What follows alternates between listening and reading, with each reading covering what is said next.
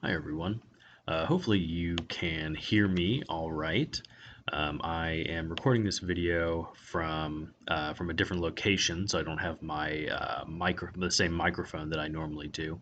But hopefully this still works out. So I'm going to be giving an overview of what we're doing for week 7 in our class.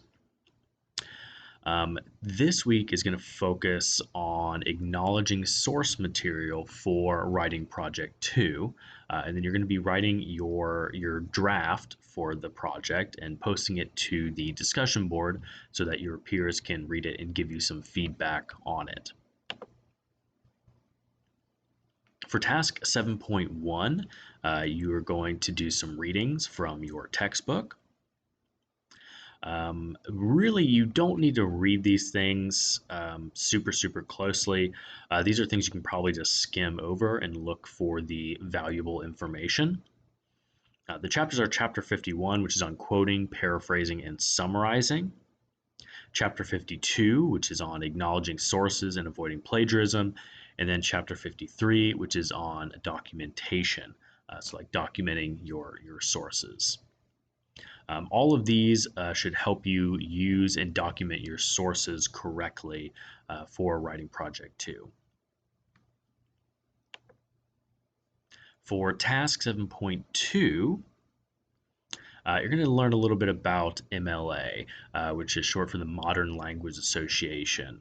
MLA is a style guide. It's a kind of a particular way of writing and formatting your papers. I imagine some of you are familiar with this from high school, but in case you aren't, we're going to go over pretty much all the things that you really need to know for this project. The big thing is that when citing sources, you need to do that in two places. You need to do it within your sentence, which is called an in-text citation. It's also sometimes called a parenthetical citation. It's called that because it's in parentheses.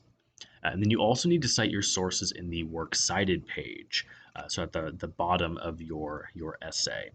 Um, Sources need to be cited in both ways. They need to have both an in-text citation and be listed in the works cited page.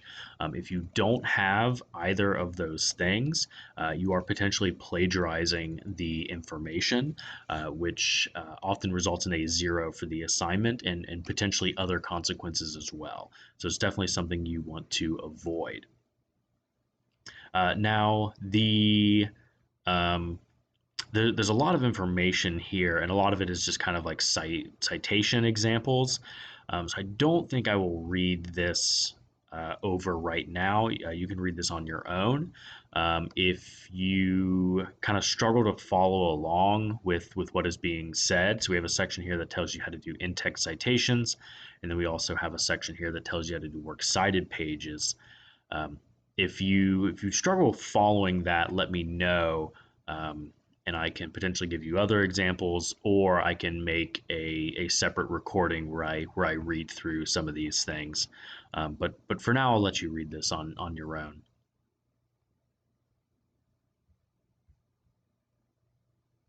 I'm going to go ahead and go on to task 7.3. For this task, you are going to be writing the draft of your paper. Make sure to use all the help and resources that are available to you. Make sure you go back and look at the pre-writing that you did last week. I would reread the assignment description that you can find over here on the navigation bar under, what is it called?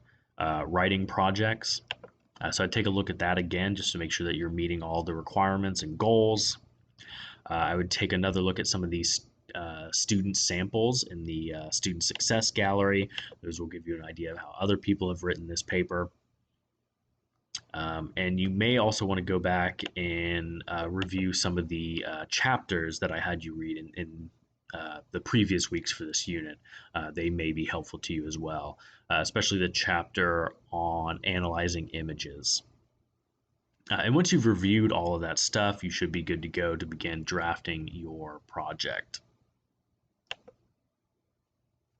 In task 7.4, you're going to think about the design, the layout of your document. Here we have a sample MLA first page, the first page of a paper written in MLA format. You can, kind of copy what they are doing to make sure that your paper is formatted correctly. Your paper should be double-spaced in 12-point font. It should be Times New Roman or Arial. I prefer Times New Roman, but either is correct, really.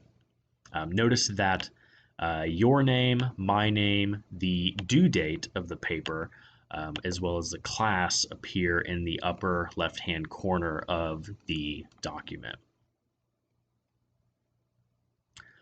Um,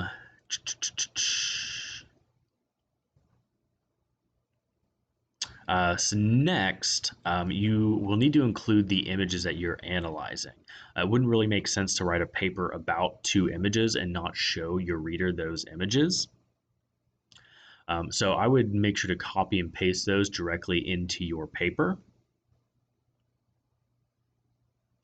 And then I have a reminder here for you. Even though you are including the images in the document, you should still describe those images fully in your writing.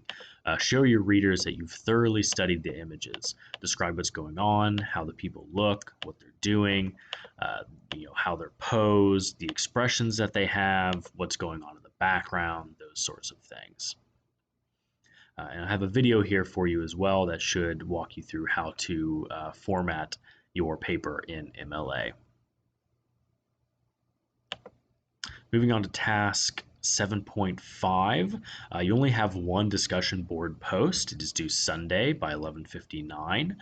You are going to post your draft of writing project 2. You can copy and paste the draft into the thread box, although for this particular assignment, I kind of prefer it being attached as a separate document, but I will leave that up to you. At the top of your post, make a few notes about what you're struggling with in the draft and what you would like feedback on. That will give your peers some things to go off of when they review and critique your writing. And then the last page of our module here, you're going to submit your rough draft, which is what you did for task 7.3. So just to clarify, you are submitting your draft in two different places.